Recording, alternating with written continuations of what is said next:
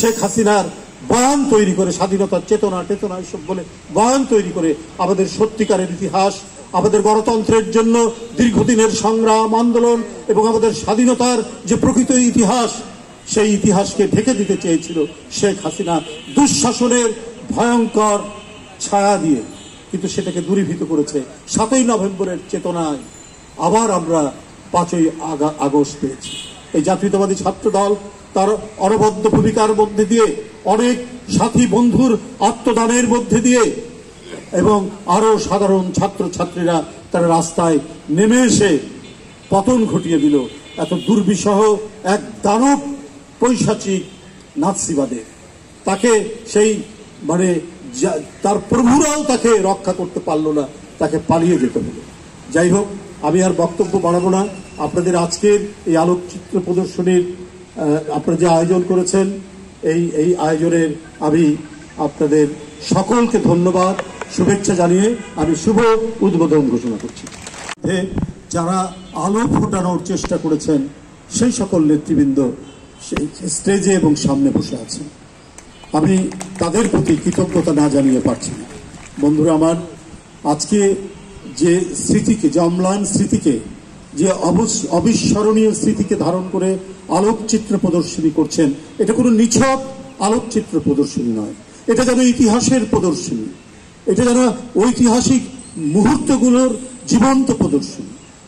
কারণ এই দিনেই আবার নতুন করে আমাদের স্বাধীনতার মুক্তি হয়েছিল। যে স্বাধীনতা আমরা 71-এ অর্জন করেছিলাম বিজয়ের মধ্য দিয়ে 16ই ডিসেম্বর, সেটি জাতির মুক্তি হয়নি।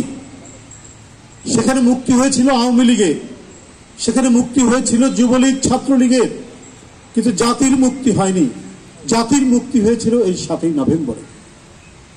কারণ যারা স্বাধীনতার অব্যবহিত পরে সরকার গঠন করলেন, তারা নিজেদেরকে ছাড়া আর কাউকে জাতি মনে করতেন না। তাদের নিজেদের কথা বলার অধিকার ছাড়া আর কারো কথা বলার অধিকার একেবারেই পছন্দ করতেন না। তারপরেও তারা নির্ভয় হতে পারেনি। সকল দল বন্ধ করে দিলেন। সংবাদপত্র পড়ার এবং লেখার, মত প্রকাশ করার যে স্বাধীনতাটুকু ছিল সেটাও বন্ধ করে দিলেন। এক ঘন তমসার মধ্যে আমাদের বসবাস করতে হবে। এরপরে হলো চক্রান্ত এবং ষড়যন্ত্রের একটার পর একটা পালাবদল। 75-এর 15ই আগস্ট যারা ক্ষমতায় আসলেন, তারা সেই শেখ মুজিবের সরকারেরই আরেকটি অংশ সম্পূর্ণরূপে, একেবারে ছোট মন্ত্রী থেকে শুরু করে বড় মন্ত্রী পর্যন্ত। এই পাল্টাপাল্টির মধ্যেই জনগণ তার মুক্তির যে দিশারি হিসাবে 7ই নভেম্বরে একজন মানুষকে পেলেন, যিনি সকল সংকটকালে জাতির দিশারি হিসাবে ভূমিকা পালন করেছেন, যেমন 71 সালে তেমনি 7ই নভেম্বরে। কারণ 3রা নভেম্বরের ঘটনা আমাদের ছাত্রনেতা বলছিলেন, এর মধ্যে দিয়ে মানুষের মনে আবার আতঙ্ক হলো, আবার কি বাকশাল ফিরে আসবে, আবার কি বিরোধী রাজনৈতিক সত্তা নিশ্চিহ্ন হয়ে যাবে, রাজনৈতিক ব্যক্তিত্ব সিরাজ শিকদারের মতো ক্রস ফায়ারের শিকার হবে। এই ভীতি থেকেই বিপ্লবের এক প্রচন্ড তাড়না জাতির মধ্যে ব্যাপকভাবে প্রজ্বলিত হচ্ছিল। তারই বহিঃপ্রকাশ হলো 7ই নভেম্বর।